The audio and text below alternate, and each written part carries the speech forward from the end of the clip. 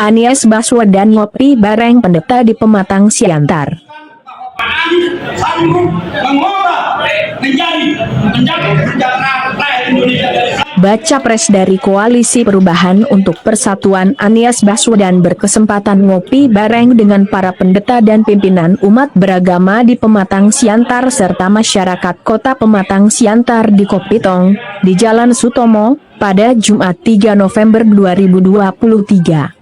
Dalam kesempatan tersebut Anies mengapresiasi kehadiran dan peran dari para pemuka agama, di mana Pematang Siantar kota toleransi penuh damai dan sejuk di antara kehidupan antar umat beragama. Berkumpulnya para pendeta di sini mencerminkan peran yang amat besar selama ini. Izinkan kami sampaikan terima kasih telah menjadi pengayom, penjaga ketenangan dan kesejukan bukan saja dalam artian kegiatan keagamaan tapi juga kegiatan kemasyarakatan, kata Anies. Anies juga menjelaskan kenapa pihaknya membawa gagasan perubahan untuk Indonesia yang lebih adil, dan berkaca pada rekam jejak di Jakarta, keadilan menjadi kunci utama kerukunan umat beragama di Jakarta. Mengapa kami membawa gagasan keadilan dalam perubahan ini? Karena kita tahu bahwa persatuan pondasinya adalah rasa keadilan, tegasnya. Di Jakarta tempat semua agama ada, lalu ada masa pemerintah tak berikan ruang setara, ada masa takbiran pernah dilarang, di sisi lain belum ada kegiatan Natalan di ruang publik. Kemudian 2017 pergantian gubernur itu semua berubah. Takbiran diperbolehkan dan untuk pertama kalinya Christmas Carol di ruang publik Jakarta, tambahnya.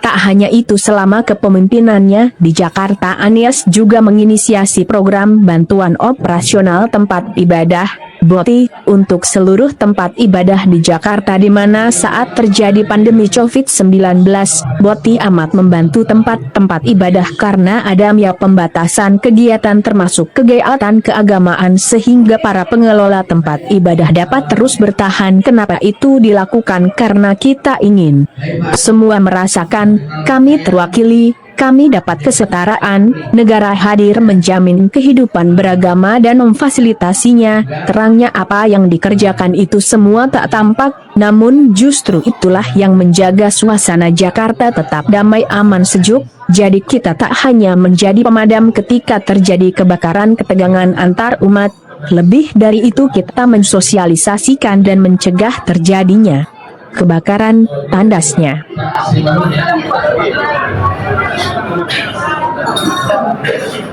Dalam pantauan awak media tampak antusias para pendeta sangat positif dalam mendengarkan penuturan Pak Anies Baswedan. Mereka kagum dan termotivasi. Pendeta Dr. Jahara Sitinjak MTH Ketua Umum Sains Sahabat Anies Baswedan bersama 80 pendeta tampak hadir bersama para kader lainnya. Pertemuan diakhiri dengan doa oleh pendeta Happy Simbolon untuk Tuhan kiranya berkenan Anies Rashid Baswedan boleh dipercaya menjadi Presiden Indonesia ke depan di tahun 2024 nanti. Selamat datang di Kota Siantar atas nama Sains dan lalu Anies Baswedan Sumatera Utara.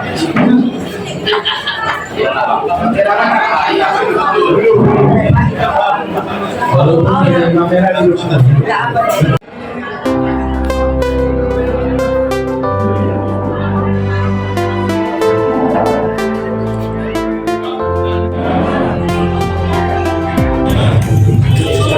Acara Jokowi Baru ini yang mempertemukan tiga capres.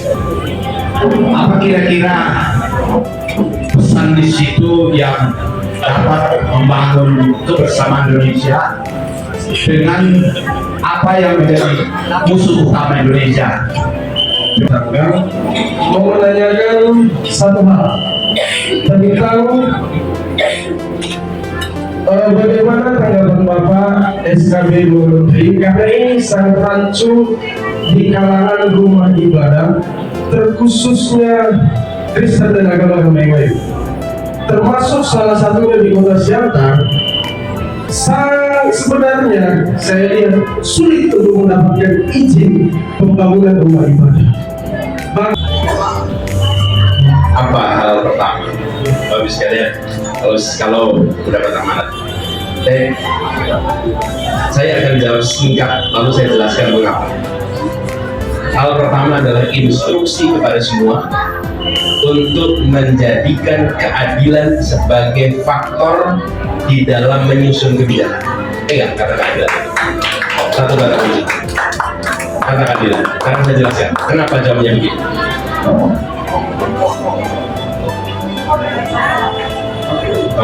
Kalau saya memimpin 20 orang, maka saya akan berikan tugas kepada tiap orang satu-satu. Anda tugasnya ini, Anda tugasnya ini, Anda tugasnya ini. Kenapa? Karena jumlahnya 20 orang. Saya bisa beri tugas satu-satu, lalu saya awasi pelaksanaan tugasnya, karena 20 orang. Kalau saya memimpin 200 orang, saya menyusun struktur organisasi, lalu saya membagi tugas, SOP, protap, target, supaya 200 orang itu bisa bekerja. Tapi kalau saya memimpin 200.000 orang, saya tidak bisa lagi memberi tugas tiap orang.